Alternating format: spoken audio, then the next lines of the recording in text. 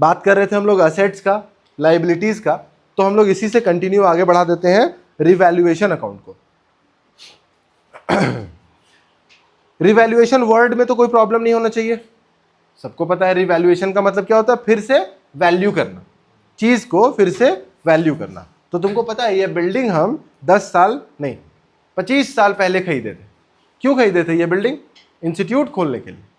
25 साल पहले कितने में? 25,000 में। और मेरे बुक्स ऑफ अकाउंट्स में ये कितना लिखा हुआ है? 25,000। क्योंकि हम लोग बुक्स ऑफ अकाउंट में कौन सा बैलेंस लिखते हैं? हिस्टोरिकल कॉस्ट लिखते हैं ना, जो इसका बैलेंस जो वैल्यू था वो लिखते हैं। अब क्योंकि प्रॉफिट शेयरिंग रेशियो चेंज हो रहा है, या फिर कोई नया पार्टनर आ रहा है, या फिर ऐसा कोई सिचुएशन आ रहा है जहां पे ऑल्टरेशन ऑफ पार्टनरशिप डीड हो रहा है, तो उस केस में हमको क्या करने का जरूरत है? उस केस में असेट्स एंड लायबिलिटीज को रिवैल्यू करने का जरूरत। क्यों रिवैल्यू करना है? क्योंकि हमको अपने बुक्स ऑफ अकाउंट्स में अपने असेट्स का सही वैल्यू प्रेजेंट करने का जरूरत है। बैलेंस शीट बनाने के समय हम लोग देखते हैं ना ट्रू एंड फेयर व्यू, तो क्या ये बिल्डिंग पूरा 25,000 रुपए का सही लगता है? नहीं नहीं, तो इसका वैल्यू आज के डेट में 25 करोड़ है, तो हमको तो रीवैल्यू करने का जरूरत है ना इस चीज को। तो मेरे बैलेंस शीट में इमेजिन करो, बैलेंस शीट में ये बिल्डिंग कौन से साइड दिख रहा है? असेट साइड में। असेट साइड में कितने का दिख रहा है? 25,000 रुपए का। और ये बढ़ के कितना होने वाला है? 25 करोड़।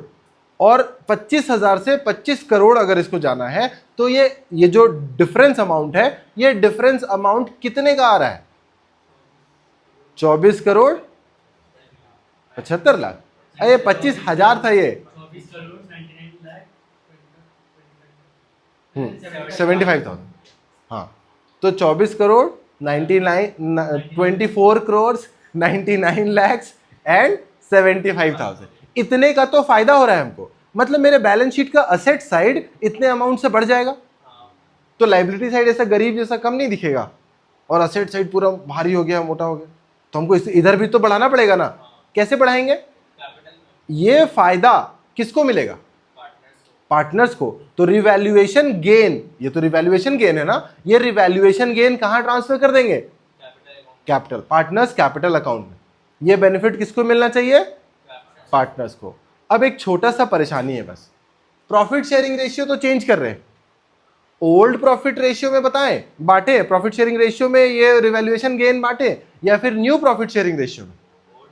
ओल्ड में। क्यों? इतने साल से बिजनेस का जो वैल्यू बढ़ा है, बिल्डिंग का वैल्यू बढ़ा है, तो जिस रेशियो में एग्जिस्ट करते थे उसी पे पहले बांट लेना चाहिए।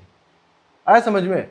तो 3 पार्टनर थे, ए बी सी, ये तीनों तो खुश है भाई, 25 करोड़ का बात है, अरे लगभग तो 25 करोड़ का गेन है ना, उतने का ही बात है। खैर, तो बी क्वेश्चन रेज किया। बी बोला कि ऐसा है कि आप बिल्डिंग का तो रिवैल्यूएशन कर ही रहे हैं, जरा लैंड का भी रिवैल्यूएशन कर लीजिए। ठीक है भाई, लैंड का भी रिवैल्यूएशन कर लेंगे।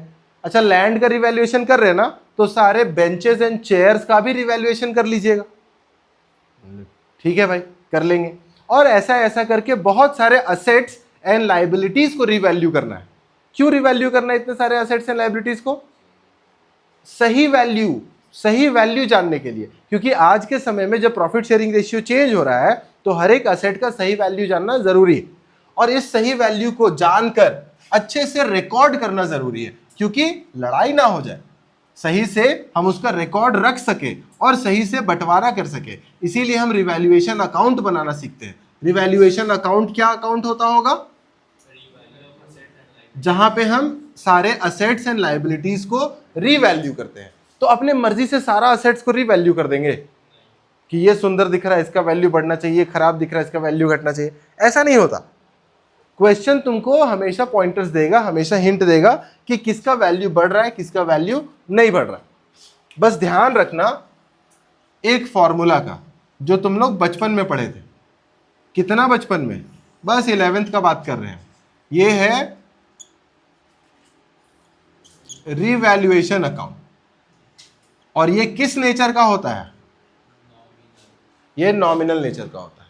और नॉमिनल नेचर का रूल क्या था? एक स्वर में बोलना है।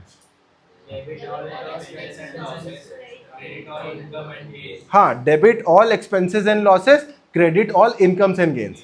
इसका मतलब जब भी कभी हमको कोई लॉस हो रहा है किसी असेट के रीवैल्यू करने पे, कोई खर्च हो रहा है, कोई लॉस हो रहा है, तो हम रीवैल्यूएशन के कौन से साइड में रखेंगे? डेबिट में। और जब भी हमको कोई असेट को रीवैल्यू करते समय, कोई लाइबिलिटी को रीवैल्यू करते समय में हमको फायदा हो रहा है, तो हम किधर रखेंगे? तो अभी जब हम बिल्डिंग को रीवैल्यू कर रहे थे, बिल्डिंग का वैल्यू कितना था? बिल्डिंग का वैल्यू था 25,000, और यहां से ज्यादा हो गया, यहां से ये कितना हो गया? 25 करोड़।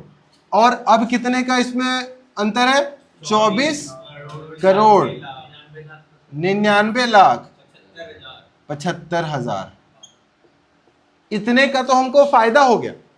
अब यहां से हमको सीखना है इसका जर्नल एंट्री, और फिर सीखेंगे हम लोग इसका लेजर पोस्टिंग। तो जर्नल एंट्री हमको बताना है। अब बताओ, इसमें हमको फायदा हो रहा है कि नुकसान हो रहा है? फायदा हो रहा है। तो रिवैल्यूएशन को डेबिट करना है कि क्रेडिट करना है? फायदा हो रहा है तो रिवैल्यूएशन क्रेडिट करेंगे। अच्छा, बिल्डिंग का वैल्यू बढ़ रहा है कि घट रहा है? तो इंक्रीज इन असेट को क्या बोलते हैं? क्या करते हैं? डेबिट करते हैं। तो इसका मतलब जर्नल एंट्री क्या बन रहा है? बिल्डिंग अकाउंट डेबिटेड टू, भाई पार्टनर्स कहां से आया? अभी रिवैल्यूएशन अकाउंट। हम इतना एक्साइटेड है कि हम पूरा लिख भी नहीं रहे। कितने का? जो भी यहां पे अमाउंट है। अब इसका लेजर पोस्टिंग करना है हमको। कुछ तो बिल्डिंग अकाउंट में जाएगा।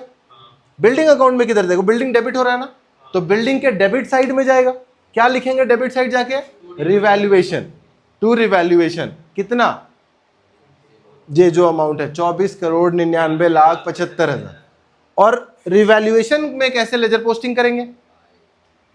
क्योंकि रिवैल्यूएशन क्रेडिट हो रहा है, तो क्रेडिट साइड लिखेंगे, और लिखेंगे बाय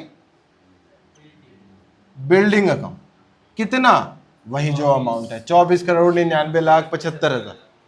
आया समझ में? ये रिवैल्यूएशन अकाउंट का काम है। एक छोटा सा उधारी भी था, ठीक है। उसका, उस आदमी का नाम क्या था पता है? उधारी नाम ही था। हाँ, इससे उधारी था 10 लाख रुपए का, 10 लाख रुपए का। बट ये बहुत शरीफ आदमी था।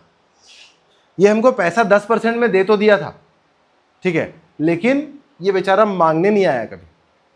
बट क्या ये चला गया है? मतलब चला गया मतलब चला गया है? नहीं, वो जिंदा है, और जिंदा भी है, और वेट भी कर रहा है। किस चीज का? अपने 10 लाख का। हाँ, 10 lakh plus interest, plus interest. तो आज जब हम इसको बोले ना कि मेरा देखो फायदा हो गया अच्छा खासा, ये लो अपना 10 लाख, और उधारी भाई, उधारी खत्म कीजिए, तो ये क्या बोल रहा है? ऐसे थोड़ी होता है। 10 लाख आप कब लिए थे? जब बिल्डिंग खरीदना था, उसके बाद आपको बिजनेस शुरू करना था, तब आप लिए थे।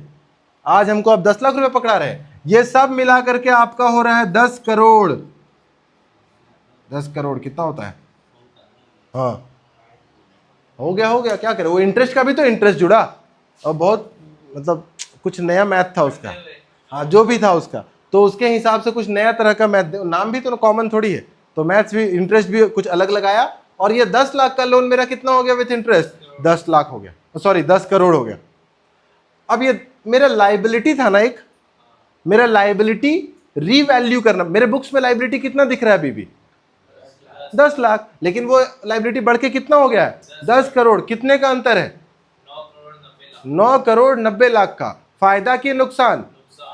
यहां पे तो लॉस होता हुआ दिख रहा है। तो मेरा रिवैल्यूएशन क्या बोल रहा है? उसको क्या होना है? अब डेबिट हो रहा है कि क्रेडिट होना है? Credit. Debit all expenses and losses, nominal account. तो रिवैल्यूएशन को डेबिट करना है, और क्रेडिट किसको करेंगे? हमने उधारी भाई को, उसको, उससे लोन लिए तो उसको क्रेडिट करेंगे। एंट्री फिर से करें, एंट्री करते हैं। सो डेबिट क्या? Revaluation. Revaluation account debited to उधारी अकाउंट। हाँ ठीक है, उधारी अकाउंट। और कितने से हम, मेरा अंतर आ रहा है 9.90 करोड़। लाख क्यों? और यहां पे भी 9.90 करोड़, ठीक है। अब इसका लेजर पोस्टिंग कुछ तो जाएगा उधारी अकाउंट में, मतलब एक पार्ट तो उधारी अकाउंट में जाएगा ना।